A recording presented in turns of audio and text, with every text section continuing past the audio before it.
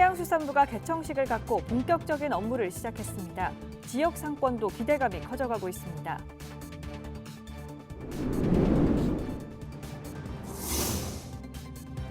사상구가 추진한 구립치매 요양원 건립에 대해 구의회가 관련 예산을 전액 삭감했습니다. 사업 좌초 위기에 조병길 구청장은 앞서 집행된 예산을 구의원들에게 구상권 청구하겠다고 밝혔습니다.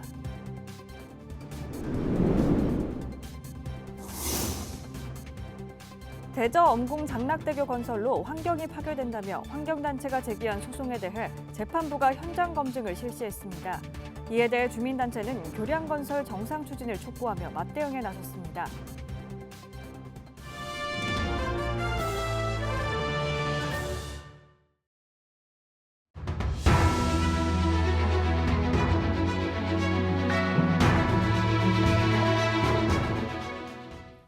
여러분 안녕하십니까? BTV 뉴스입니다. 첫 소식입니다. 부산으로 이전한 해양수산부가 개청식을 갖고 본격적인 업무를 시작했습니다. 주변 상권을 비롯해 부산 시민들의 기대감도 커져가고 있습니다. 보도에 김석진 기자입니다. 저는 지금 부산 동구에 있는 해양수산부 임시청사 앞에 나와 있습니다.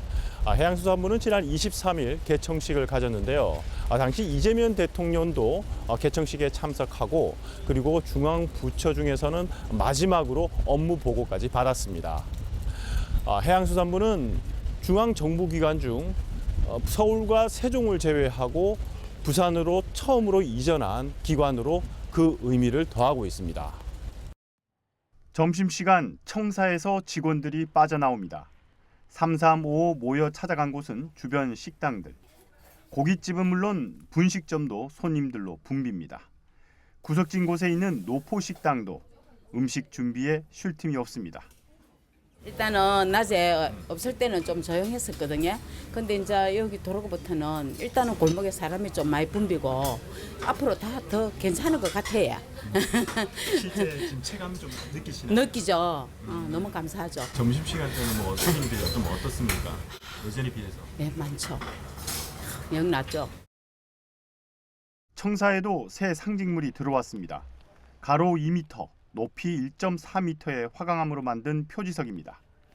해수부 폐지 후 부산 국립해양박물관에 보관되다 세종청사로 옮겨진 후 3년 만에 돌아왔습니다. 해수부가 부산의 터를 잡은 지 보름. 이들의 빠른 안착을 위한 지역사회의 응원과 기대도 커져가고 있습니다. BTV 뉴스 김석진입니다. 사상구가 추진한 구립치매 요양원 건립에 대해 사상구의회가 관련 예산을 전액 삭감했습니다. 이에 대해 조병길 구청장은 구의원들이 예산 승인권을 남용해 주민 혈세를 낭비했다며 매몰 비용에 대해 구상권을 청구하겠다고 밝혔습니다. 장동원 기자입니다.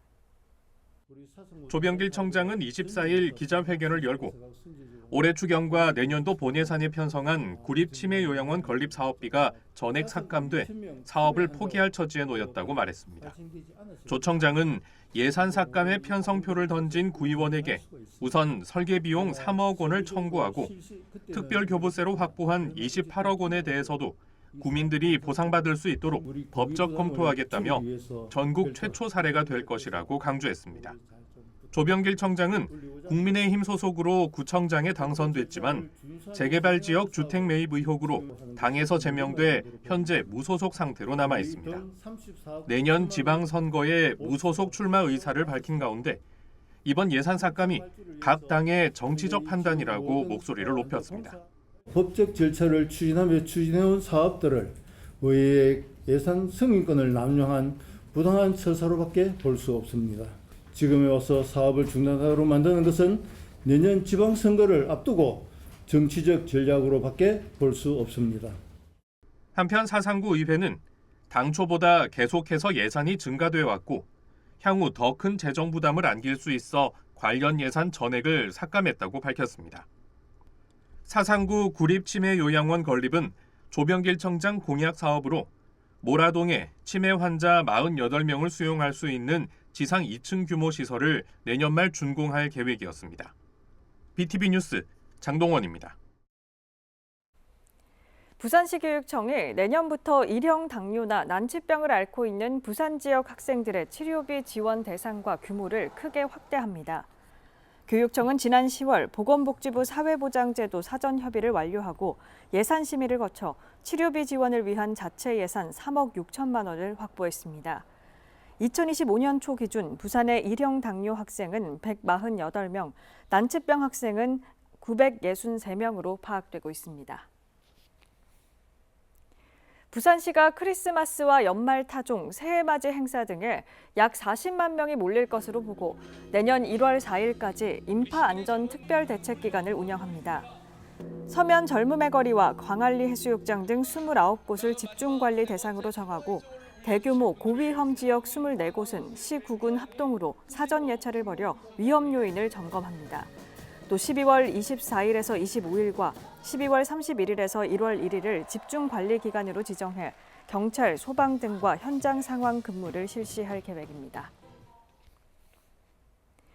부산시와 LG전자가 낙동강 정원 등의 블루카본 흡수원 조성을 위해 탄소 중립을 이행하는 데 협력하기로 했습니다. 시는 지난 23일 시청 국제의전실에서 업무 협약식을 갖고 낙동강 정원과 바다숲 정원 등 대상지 조성을 위한 행정적 지원을 하겠다고 밝혔습니다. 이에 LG전자는 생태보건을 위한 재정 지원은 물론 탄소 흡수 효과를 높이기 위한 염생식물 식재 기술 자문과 모니터링을 수행하기로 했습니다. 일과 휴식을 함께 누릴 수 있는 공공 워케이션 공간이 부산 서구에 문을 열었습니다. 업무 공간을 넘어 지역 체류와 교류를 잇는 새로운 실험이 시작됐습니다. 박재한 기자입니다. 쭉 뻗은 남항대교 옆으로 송도 바다가 시원하게 펼쳐집니다. 책상 앞에 앉아있지만 시선은 자연스럽게 바다로 향합니다. 부산 송도해수욕장 인근 3층에 문을 연 공공 워케이션 센터, 휴앤워크 서구 워케이션입니다. 서구의 지역에서 방문한 직장인과 대학생, 병원과 의료 분야 종사자 등을 대상으로 전용 업무 공간과 함께 숙박과 관광 바우처를 지원하는 사업입니다. 지난 1일부터 임시 운영에 들어갔고 개소식을 열며 본격적인 운영을 시작했습니다. 특히 의료관광 특구로 지정된 지역적 특성을 반영해 의료기업 네트워킹과 대학생 런케이션 등 기존 워케이션과는 차별화된 프로그램을 운영하는 것이 특징입니다. 기본형 워케이션 프로그램 이외에 대학생과 그다음에 청년들의 취창업 프로그램을 위해서 런케이션을 운영할 예정입니다. 그리고 아울러서 저희들 의료관광 특구 서구의 장점을 살려서 의료와 기업이 같이 유연하게 공존하는 메디케이션 프로그램도 같이 운영할 예정입니다. 참가자 간 교류와 협업을 지원하는 네트워킹 프로그램 휴앤커넥트도 매월 진행됩니다. 워케이션 참가자뿐 아니라 일반 시민도 사전 신청을 통해 참여할 수 있습니다. 워케이션 이용자가 없는 주말에는 지역 주민들에게 시설을 개방합니다. 이 시설에 대한 주민 개방입니다. 평일에도 희망하는 주민은 언제든지 사용을 할 수가 있고 주말에는 사전 예약을 통해서 이 공간을 개방해 나갈 예정입니다. 서구는 워케이션 센터를 거점으로 생활인구 유입과 체류를 이끌어 새로운 지역 활성화 모델을 만들어갈 계획입니다. BTV 뉴스 박재한입니다.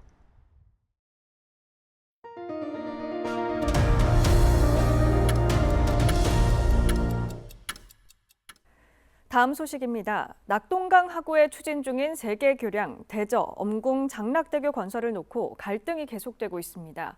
환경단체는 공사 중지를 요구하는 소송을 건 가운데 재판부가 현장 검증에 나섰고 강서구 주민단체는 공사 촉구 기자회견으로 맞대응했습니다. 장동원 기자입니다. 서부산권 교통체증을 감당할 낙동강 횡단교량. 부산시는 강서구 신도시 건설로 예상되는 교통수요 증가에 그 필요성을 더 강조해왔습니다. 대저대교는 지난해 10월, 엄궁대교는 올해 6월 각각 기공식을 가졌고 장락대교는 지난 10일 착공에 들어갔습니다. 하지만 환경단체는 이 다리들이 철새 도래지를 훼손한다며 공사 중단을 요구했고 지난 2월에는 부산지법에 대저대교 건설계획 집행정지 및 고시 처분 취소 소송을 제기했습니다. 지난 22일에는 재판부가 공사 예정지와 낙동강 하구 일대를 직접 확인하는 현장 검증을 실시했습니다. 큰고니는 4kg가 필요해요. 환경단체는 현장 검증에서 이 교량들이 들어서면 교량 간격이 4km 미만으로 줄어들어 큰고니 등 대형 철새들의 이동 공간이 위협받는다고 강조했습니다. 반면 에코델타시티 주민들은 교통난과 생활권 단절을 이유로 교량 건설이 반드시 필요하다며 건설 정상 추진을 촉구했습니다. 이들은 환경과 개발은 공존해야 한다며 환경단체의 주장은 사람을 배제한 환경보존이라며 목소리를 높였습니다. 지역의 절박한 현실을 외면한 채 모든 개발을 환경 파괴로 낙인 찍고 소송으로 사업을 가로막는 행위는 다수 시민의 삶을 볼모로 잡는 것과 다름없습니다. 주민단체는 환경단체 소송에 맞서 법적 대응도 검토한다는 입장입니다. 법원 판단이 남아있는 가운데 이들의 갈등은 당분간 이어질 전망입니다. BTV 뉴스 장동원입니다. 강서구가 한국공공자치연구원의 지방자치 경쟁력 지수 분석에서 종합경쟁력 부산 1위를 차지했습니다. 강서구는 기업 유치 확대와 교통, 도시 인프라 확충을 비롯해 핵심 개발 사업이 본격화되면서 주민 체감 지표에서 높은 평가를 받았습니다. 또 강서구는 국민권익위원회 청렴도 평가에서 종합 청렴도 2등급을 기록해 2년 연속 청렴도가 상승했습니다. 구는 청렴조례 제정과 민원 서비스 절차 개선, 납세자 보호관 운영 등 반부패 정책과 조직 문화 개선이 영향을 준 것으로 보고 있습니다. 부산시는 23일 조남준 싱가포르 난양공과대학교 석좌 교수를 도심융합특구 총괄계획가로 위촉했습니다. 조남준 총괄계획가는 스탠퍼드 대학교 재료과학공학 석사 그리고 화학공학 박사 학위를 취득했고 싱가포르 한인과학기술자협회 회장을 역임한 바 있습니다. 조 총괄계획가는 건축 분야의 우신구 총괄건축가와 디자인 분야의 나건 총괄디자이너와 함께 도심융합특구 조성 전반에 대한 산업 전략과 기업 유치 분야에서 자문과 조정 역할을 수행하게 됩니다. 광안대교 접속도로 연결 공사가 마무리됐습니다. 해운대 일원의 상습 교통난은 해소될 수 있을까요? 그 현장을 김석진 기자가 다녀왔습니다. 해운대 신시가지에서 수영 강변도로를 지나 원동 나들목까지 가는 도로는 평일에도 차량 흐름이 느립니다. 특히 오후 6시에서 7시 사이 수영 강변대로를 지나는 차량은 22,000대로 혼잡이 극에 달합니다. 이 같은 만성 교통난 해소를 위해 진행된 광안대교 접속도로가 드디어 완공됐습니다. 2017년 계획 수립 후 공사를 시작한 지 3년 만입니다. 광안대교 옛 해운대 백스코 요금소에서 센텀시티 지하차도까지 교량 276m와 아래 평면도로 284m 구간을 건설한 겁니다. 사업비만 412억 원이 투입됐습니다. 접속도로 개통으로 해운대 신시가지에서 원동 나들목 교차로 구간 이동 시간이 10분 정도 단축돼 수영 강변대로와 해운대로의 교통 정체가 다소 해소될 것으로 기대를 모으고 있습니다. 시는 개통 후 수영 강변대로 통과 차량은 16,000대로 도로 혼잡도가 30%가량 낮아질 것으로 예상하고 있습니다. 또 시간 단축과 운행 비용 절감 효과로 연간 약 36억 원의 경제적 편익이 발생할 것으로 추산하고 있습니다. 이에 더해 내년 초 만덕 센텀 간 대심도 고속도로가 뚫리면 교통 흐름은 더 나아질 것으로 기대하고 있습니다. BUTX가 금년에 드디어 그 기재 무적격성 심사를 통과를 해서 정말 BUTX가 본격적으로 추진이 돼서 완공이 되면 가덕도 공항에서 우리 이 센텀까지 불과 27, 8분에 도착할 수 있는 그런 교통 혁명이. 한편 광안대교를 이용하는 운전자들은 지하고속도로 센텀 진출입 구간 마무리 공사로 인해 병목 현상이 발생하고 있어 당분간 주의 운전이 요구되고 있습니다. BTV 뉴스 김석진입니다. 늦은 시간 의료 공백을 메우기 위한 공공심야 약국이 부산에는 모두 15곳 운영되고 있습니다. 하지만 북구에는 한 곳도 없는데요. 구포동 한 약국이 운영을 맡으면서 북구에도 첫 심야 약국이 문을 열게 됩니다. 장동원 기자입니다. 병원이 문을 닫으면 함께 문을 닫는 약국이 대부분입니다. 공공심야 약국은 병원 운영 시간과 상관없이 야간 시간, 쉬는 날 없이 문을 엽니다. 11월 말 현재 부산에는 15곳의 공공심야 약국이 운영 중이지만 북구에는 한 곳도 없습니다. 올해 초 북구의회는 심야약국 운영을 지원하는 조례를 만들어 제도적 기반을 마련했고 약사회와 협의를 거친 끝에 내년 1월부터 공공심야약국을 운영합니다. 북구 첫 심야약국은 구포동 실항로 한마음약국. 휴일 없이 밤 10시부터 새벽 1시까지 운영합니다. 아마 정이 많이 들었던 것 같아요. 이게 저희 약국 이용해 주시면서 늦게까지 문 열어줘서 고맙다. 이 시간에 저희가 덕점까지 하면 너무 힘든데 여기 설사약이라든지 감기약 같은 거 살 수 있어서 너무 좋다 이런 말씀 들으면 그게 굉장히 저한테 조금 보람 같은 게 느껴져서. 심야약국이 운영되는 구포 3동 일대는 노후주택 밀집지로 노령 인구 비율이 높아 북구는 구포 권역에 심야약국을 우선 지정했습니다. 노인층분들이 굉장히 많이 살고 있습니다. 그러다 보니까 이분들이 그 밤늦게 어디 병원의 응급실을 찾으려면은 또 거리도 굉장히 멀고 그리고 돈도 비싸고 이러다 보니까 사실 굉장히 불편한 점들이 많았죠. 여기는 사실은 의료 취약지역이라고. 심야약국은 이들의 의료 접근성을 한층 높여줄 것으로 기대됩니다.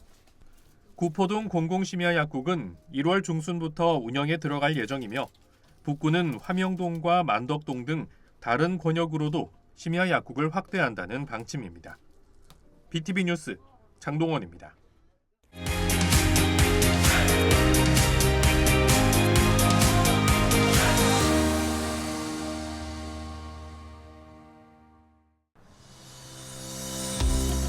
부산 강서구. 이곳에는 팥에 대한 남다른 애정으로 정성껏 만든 건강한 먹거리가 있습니다.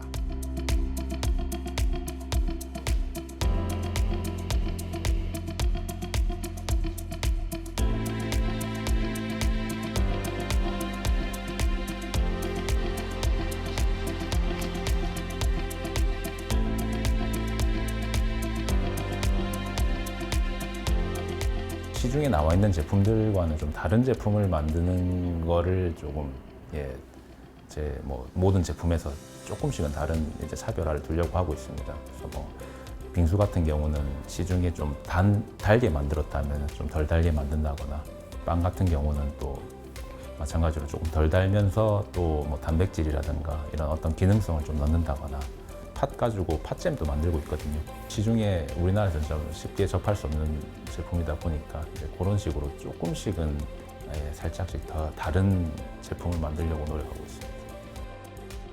여름 대표 별미 팥빙수부터 사계절 즐길 수 있는 팥잼까지 다양한 제품을 만들지만 요즘처럼 찬바람이 불 때면 마음까지 데워주는 따뜻한 단팥죽이 인기입니다. 이곳의 제품은 고유한 제조법으로 만들어지는데요. 팥의 경우 캐나다산 팥을 엄선해 깨끗하게 관리합니다. 저희는 현재 캐나다산 팥을 사용을 하고 있고요. 이제 그 제품이 타 팥 제품에 비해서 떫은 맛이 약하고 이제 붉은기가 조금 더 선명해서 저희가 생산하는 팥 제품에 되게 적합하다고 생각해서 사용하고 있고요. 이제 육안상으로 보았을 때 이제 팥이 좀 알갱이가 오동통하다거나 이제 상한 부분이 없는 것을 골라서 사용하고 있습니다. 모든 가공의 기본이 되는 삶는 과정 역시 허투루 하는 법이 없습니다. 원하는 맛을 내기 위해 적절한 크기의 솥을 특별 제작할 정도인데요. 팥의 부드러운 식감을 가장 중요하게 생각을 하기 때문에 이렇게 껍질을 또 부드럽게 만들기 위해 오랜 시간 되게 뭉근하게 삶고 있습니다. 그리고 최소한의 단맛과 최소한의 첨가물로 은은한 단맛을 내기 위해 굉장히 노력하고 있습니다. 이렇게 정성껏 삶은 팥에 각종 재료를 첨가하면 팥잼과 팥앙금, 단팥죽 등 다양한 제품이 탄생합니다. 그 과정에서도 설탕 함량을 줄이고 불필요한 화학 첨가물을 배제하는 등 건강한 먹거리를 위해 노력하고 있습니다. 첨가물을 사실 좀 적게 넣으려고 하고 있습니다. 물론 여기 당을 줄이면서 보존료를 넣을 수도 있습니다. 근데 보존료를 넣으면 또 이제 그거만의 또 나쁜 점이 있다 보니까 이제 보존료는 사실 최소화하면서 거의 안 넣습니다. 설탕이나 소금이나 이런 그다음 조청 같은 이제 천연 재료들로만 사용을 하려고 하고 있고 화학 첨가물은 거의 넣지 않습니다. 그래서 어르신분들도 많이 좋아하시고 사실 이제 젊은 층도 보통은 여성분들이 많이 찾아주시고 계시고 부산시 의회나 이런 공공기관에서도 저희 선물 세트 이렇게 좀 단체 주문하고 계십니다. 동네 작은 가게에서 시작해 어느덧 지역을 대표하는 팥 전문 기업을 이끌고 있는 박정환 대표. 앞으로의 목표가 궁금합니다. 헬스케어 쪽으로 저희가 이제 건강기능식품이라든지 노령진화식품이라든지 이쪽으로 이제 저희가 조금씩 이제 제조 상품으로 풀어나가려고 노력하고 있습니다. 그냥 단순히 그냥 음식만 만들어서 파는 게 아니라 이렇게 농사부터 시작해서 이런 저희가 밭을 기르고 요걸 생산을 해서 그 다음에 나중에 이제 저희 가게도 같이 운영하는 이런 이제 좀 완성도 있는 그런 브랜드를 만드는 게 사실 제 최종 목표가 될 것 같습니다.